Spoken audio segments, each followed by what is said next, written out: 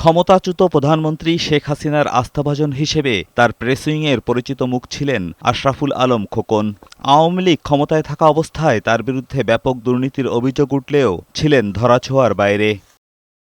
৫ আগস্টের পট পরিবর্তনের পর আশরাফুল আলম খোকনের বিরুদ্ধে অনুসন্ধানে নেমে দুদক অবৈধ অর্থে যুক্তরাষ্ট্রের নিউ ইয়র্কে বাড়ি ক্রয়ের প্রমাণ পেয়েছে। এছাড়া খোকন দম্পতির বিরুদ্ধে প্রায় ১৬.৫ কোটি টাকার অবৈধ সম্পদ এবং ৭.৫ কোটি টাকা সন্দেহজনক লেনদেনের অভিযোগে মামলা করেছে সংস্থাটি। আমেরিকায় বাড়ি ক্রয়ের অভিযোগ অনুসন্ধানকালে প্রমাণিত হয়েছে মানি লন্ডারিং প্রতিরোধ আইন ২০১২ সংশ্লিষ্ট ধারায় আরও একটি মামলা রুজুর সিদ্ধান্ত গৃহীত হয়েছে। এদিন নিউ ইয়র্কের সাবেক স্বাস্থ্যমন্ত্রী মোহাম্মদ নাসিমের ছেলে তমাল মনসুরের ৬৩ কোটি টাকা মূল্যের ১৪টি অ্যাপার্টমেন্টের সন্ধান পেয়েছে দুদক।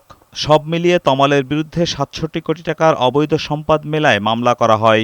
সন্দেহজনক লেনদেন সহ বিদেশে অর্থ পাচারের অভিযোগ অনুসন্ধানকালে প্রমাণিত হয়েছে।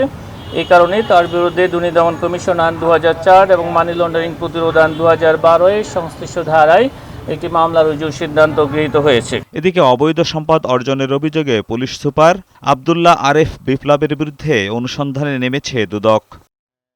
এজাজুল হক মুকুল, বৈশাখী সংবাদ, ঢাকা।